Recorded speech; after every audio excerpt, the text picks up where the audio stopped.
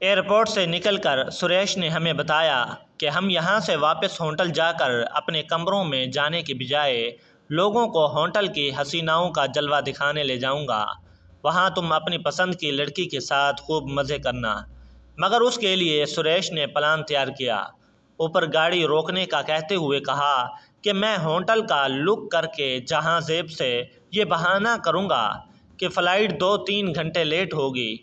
लोगों को भी बात कराऊंगा। तू भी इससे यही बात कहना कि हम एयरपोर्ट पर ही मौजूद हैं और फ़्लाइट 3 घंटे लेट हो गई है, इसलिए परेशान होने की ज़रूरत नहीं है। सुरेश ने होटल का नंबर मिलाकर रूम नंबर बताकर बालाजी से बात कराई। चंद लम्हों बाद जहांजेब खान ने कमरे में पड़े टेलीफोन का रिसीवर उठाकर हेलो कहा। सुरेश ने प्लानिंग के तहत सारी फिल्म सुनाई और हमारी भी बात कराई। हमने भी सुरेश के झूठ का तर्जुमा करते हुए जहांजेब खान को तसल्ली दे दी। कॉल बंद करके हम कुछ ही देर में वापस होटल पहुंच गए। होटल में दाखिल होकर दाएं जानिब चलते हुए थोड़ा आगे गए तो छोटी सी राहदारी आ गई।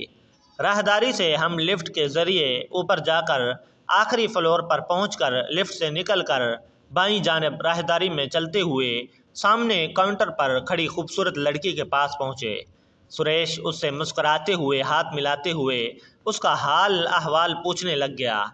कुछ देर बाद सुरेश ने उससे लड़कियों के बारे में बात की तो वो मुस्कुराकर हम दोनों को देखकर बोली, कम इन सर।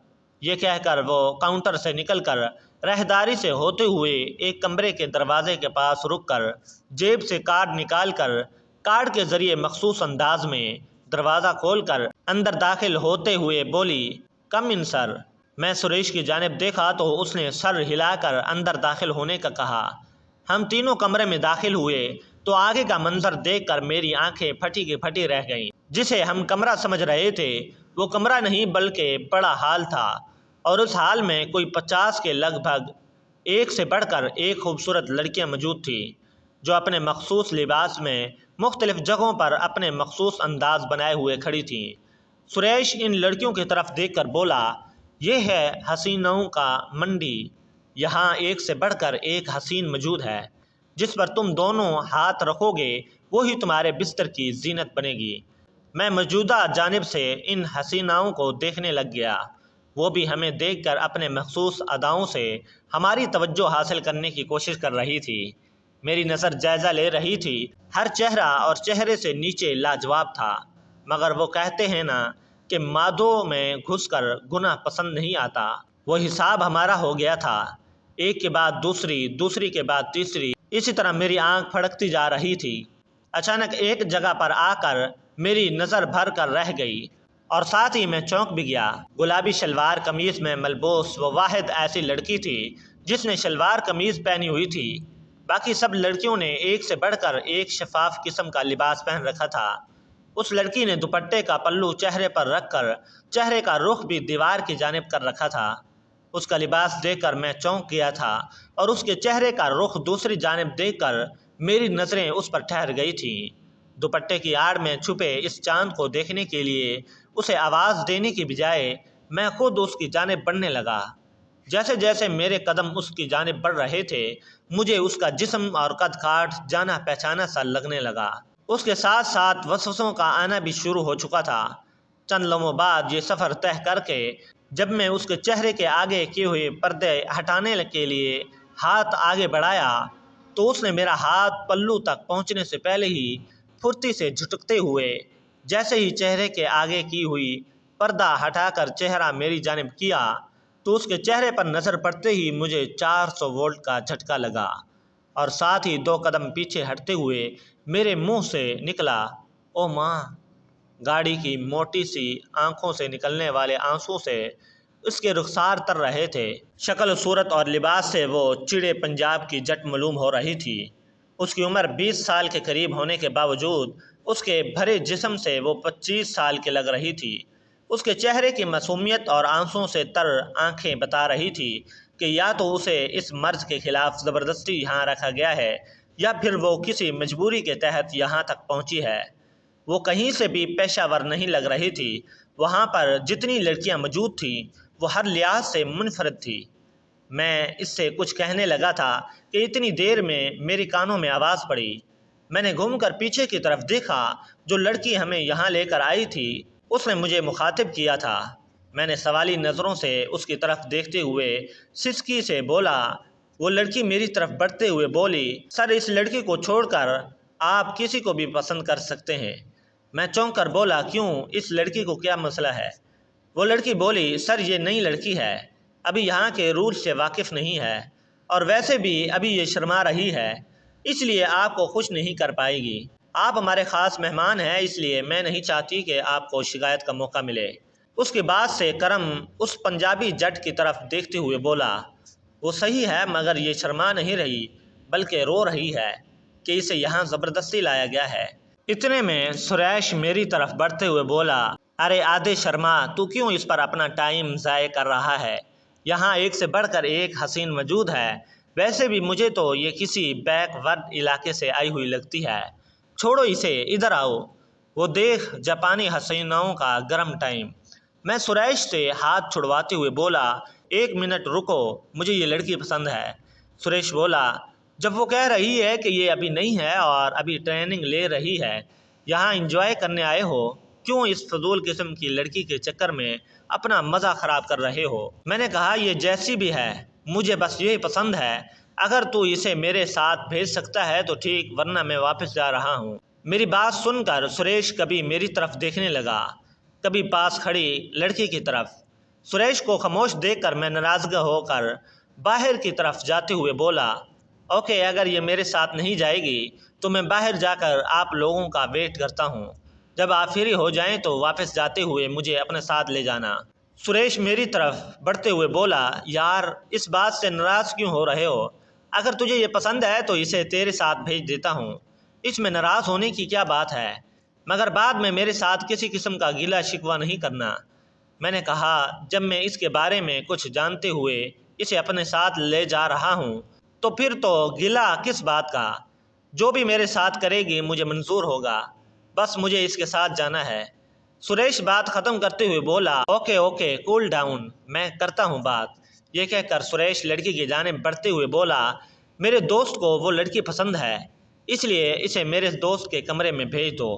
सुरेश की बात सुनकर वो लड़की बोली, मगर सर, मैनेजर मिस सूजी ने अभी उसकी इजाज़त नहीं दी, आप प्लीज़ मिस सूजी से बात कर लें। सुरेश बोला, तुम मुझे अच्छे से जानती हो कि इस होटल के मालिक के साथ मेरा क्या रिश्ता है। जब मैं कह रहा हूँ तो तुम मुझे इस 2 टके की लड़की से परमिशन लेने की बात कर रही हो। सुरेश एकदम आपे से बाहर हो गया था। सुरेश का जारहाना अंदाज देखकर लड़की बुरी तरह घबरा गई थी। वो सर झुकाकर बोली, ओके सर, मगर मिस सूजी मुझ पर बरहम हो जाएंगी। इन्होंने मुझे नौकरी से निकाल देने की धमकी दी है, क्योंकि इन्होंने मुझे सख्त हिदायत दी है कि इस लड़की को अभी किसी कस्टमर के साथ नहीं भेजना। सुरेश एकदम गुस्से से धारते हुए बोला, शट अप, कहाँ है मिस सूजी? जल्दी बुलाओ, इससे मैं खुद बात करता हूँ। वो लड़की सर झुकाए ये सर कहकर दीवार पर लगे फ़ोन की तरफ बढ़ गई। रिसीवर उठाकर उसने कान से लगाकर बटन प्रेस करने के चंद लम्हों के बाद दूसरी जानिब मौजूद मिस सूजी को सारी सूरत हाल से आगाह करके yes madam, yes madam, okay madam कहकर कॉल बंद कर दी। कॉल बंद करके लड़की सुरेश की जानिब बढ़ते हुए बोली, सर प्लीज़ अब 2 मिनट वेट करें, सूजी मैडम खुद आ रही है। सुरेश मुट्ठियां भेजकर मेरी जानिब देखकर बोला, ज़रा इसको मैं देखता हूँ कैसे नहीं भेजती इस लड़की को। इस दौरान में लड़की को देखे जा रहा था। हमारी बातें सुनकर वो मज़ीद रोना शुरू हो गई थी।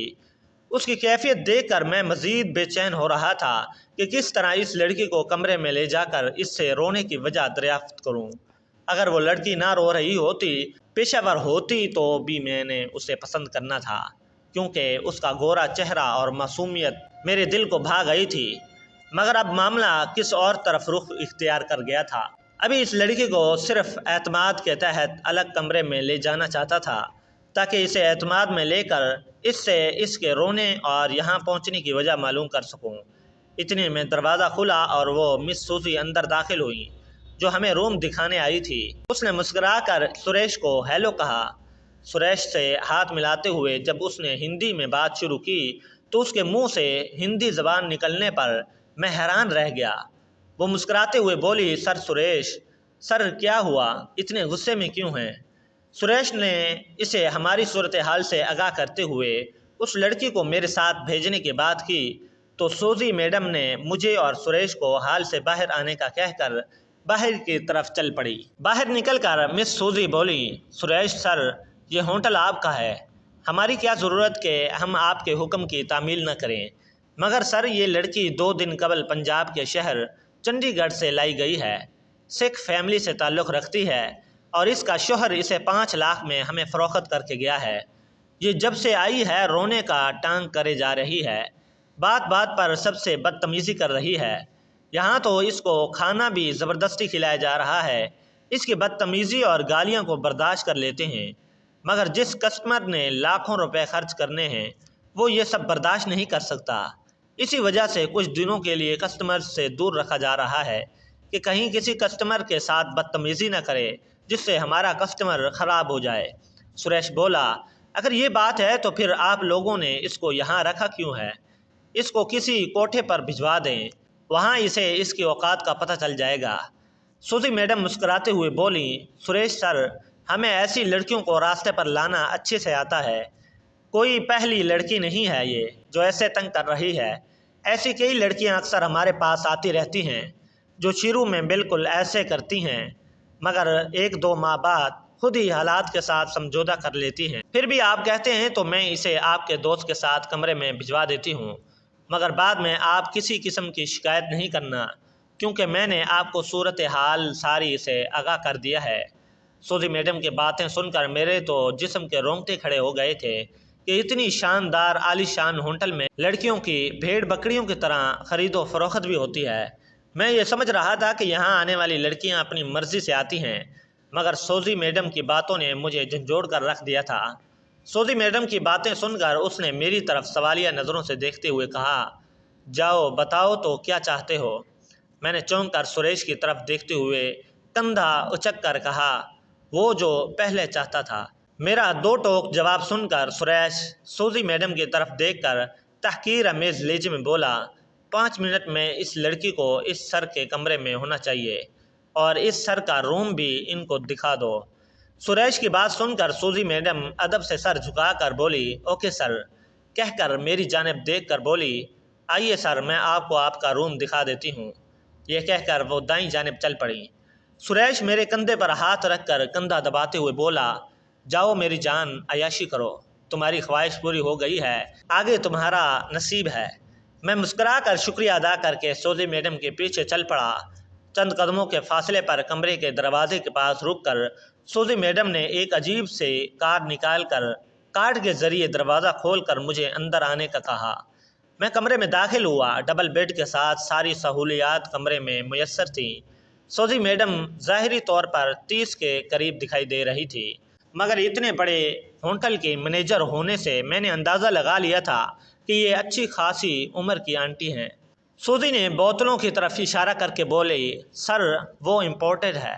सूजी मैडम ने जब स्प्रे की बोतल उठाकर मुझे उसका तारफ़ करवाया तो उस दौरान बोतल को देखकर मेरी नज़र उस बोतल पर टिक गई। सूजी ने जैसे ही बोतल वापसी अलमारी में रखकर मैं आगे बढ़कर बोतल को उठाकर उस पर लगे मोनोग्राम और नाम को पढ़कर मैं एक लम्हे से इस ब्रांड को पहचान लिया। ये वो बोतल है जो डॉक्टर मिनाहिल मुझसे मिलने के लिए लाती थी। मैं इसको उल्टा पलटा कर गौर से देख रहा था। सूजी मैडम मुस्कुराकर बोली, लगता है आप इसे इस्तेमाल करने के बारे में सोच रहे हैं। मैंने मुस्कुराते हुए बोला, मैं अर्जेंट जेंटलमैन हूँ, मैं इस ब्रांड को देख रहा था कि ये दुबई का है। सूजी मैडम मुस्कुराकर बोली, सॉरी सर, शायद आप अरब लिखाई देखकर इसे दुबई का समझ रहे हैं, मगर आपको बताऊं ये दुबई का नहीं बल्कि इंडिया का है। और इसकी एक और ख़ास बात बताऊं आपको, ये पूरे इंडिया में कहीं से भी नहीं मिलेगा सिवाय 5 स्टार होटल के। मैं चौंक कर बोला, क्यों, इसकी क्या वजह है? सूजी मैडम मुस्कुराकर बोली, क्योंकि ये एक तो बहुत महंगा है, दूसरा इस कंपनी के साथ कॉन्ट्रैक्ट है कि ये ब्रांड लोकल में फ़रोख्त नहीं कर सकते। मैंने मज़ीद वजाहत जानने के लिए कहा, सिर्फ होटल में ही इस्तेमाल कर सकते हैं या फिर इसको ख़रीद कर भी ले जा सकते हैं? सूजी मैडम मुस्कुराते हुए बोली, जी, इस होटल से ख़रीद भी सकते हैं और यहाँ इस्तेमाल भी कर सकते हैं। मगर जितना महंगा है इसे हाई सोसाइटी वाले ख़रीद सकते हैं। मैं कहते हुए बोला, कितना महंगा है? सौदी मैडम, 1 लाख का। सौदी मैडम की बात सुनकर मेरा मुंह खुला का खुला रह गया। सौदी मैडम मुझे हैरानगी में मुब्तला देखकर बोली, क्या हुआ मिस्टर? मैंने कहा, ये इतना महंगा?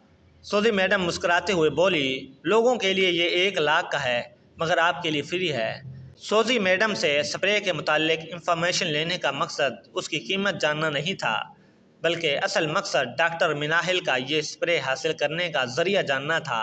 और वो मुझे मालूम पड़ गया था कि वो ऐसे ही किसी 5 स्टार होटल में किसी ऑफिस से मिलकर मुफ्त में इतनी बोतलें ले जाती होंगी, या फिर इसकी कोई ख़ास सूरत हाल होगी। खैर, मैंने बात मुख्तसर करते हुए सौदी मैडम को कहा, प्लीज़ अब आप जाकर उस लड़की को भेज दें। सौदी मैडम मुस्कुरा कर बोली, यस सर, 5 मिनट वेट करें, अभी उसे भेज देती हूँ। मगर सर, एक रिक्वेस्ट है।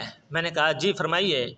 सौदी मैडम बोली, सर प्लीज़ अब प्यार से पेश आना, ये मेरी आपसे रिक्वेस्ट है। मैंने कहा, आप बेफिक्र रहें, कुछ नहीं करता। वो जाते जाते रुक कर बोली, सर एक बात पूछ सकती हूँ? मैंने कहा, जी पूछिए। सौदी मैडम बोली, सर इतनी खूबसूरत प्रोफेशनल गर्ल्स को छोड़कर आपने इस सादा सी बदतमीज़ किस्म की लड़की को ही क्यों पसंद किया है? मैंने कहा, क्योंकि ऐसी लड़कियां मेरी फेवरेट हैं। वैसे भी मुझे ख़तरों से खेलने की आदत है। जो चीज़ आराम से हासिल हो जाए, मुझे ऐसी चीज़ों में दिलचस्पी नहीं है।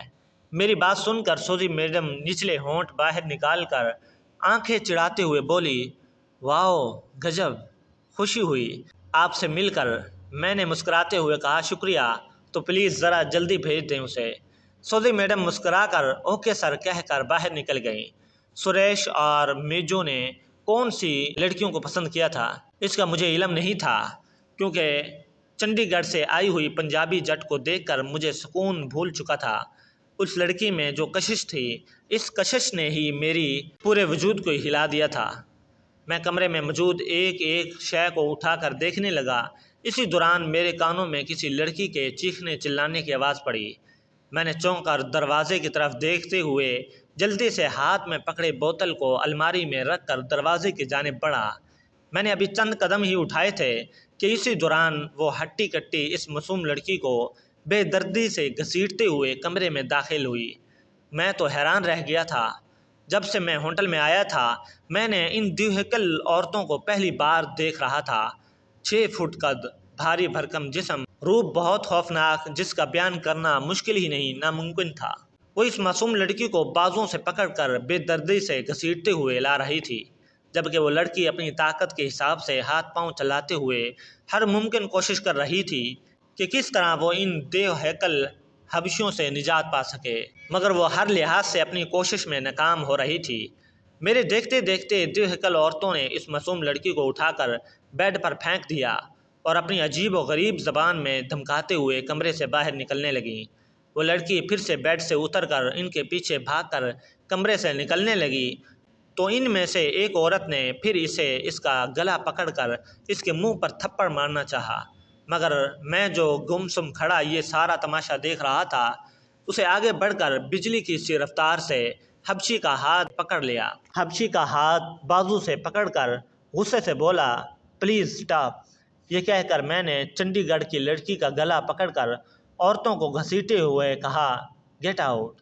वो सर झुकाकर ओके सर कहकर बैरूनी दरवाजे की तरफ बढ़ी। लड़की मुझसे गला छुड़वाते हुए चीख पड़ी, मुझे छोड़ दें, मैं ऐसी लड़की नहीं हूँ, मुझे जाने दें, आपको अपने भगवान का वास्ता मुझे छोड़ दें। इतनी देर में दोनों हबशी औरतें दरवाज़ा लॉक करके बाहर निकल चुकी थी। दरवाज़ा बंद होते ही मैं इसके दोनों कलाइयों को पकड़कर बोला, मैं जानता हूँ तू ऐसी लड़की नहीं है और तुम्हें ज़बरदस्ती यहाँ लाया गया है। मुझ पर भरोसा करो, मैं भी ऐसा लड़का नहीं हूँ कि तुम्हारे साथ ज़बरदस्ती करूँ। मैं तुम्हें यहाँ से निकालने के लिए तुम्हें कमरे में लाया हूँ। अगर तू चाहती है कि तू यहाँ से वापस चंडीगढ़ जा सके, तो प्लीज़ चीखना चलाना बंद कर और हौसले से मेरी बात सुन। मैं तुझे वादा करता हूँ कि मैं तुम्हारे साथ हाथ भी नहीं लगाऊंगा। मेरे मुंह से चंडीगढ़ का लफ्ज़ सुनते ही वो लड़की एकदम से चौंक कर मेरी जानिब देखते हुए एकदम से खामोश हो गई।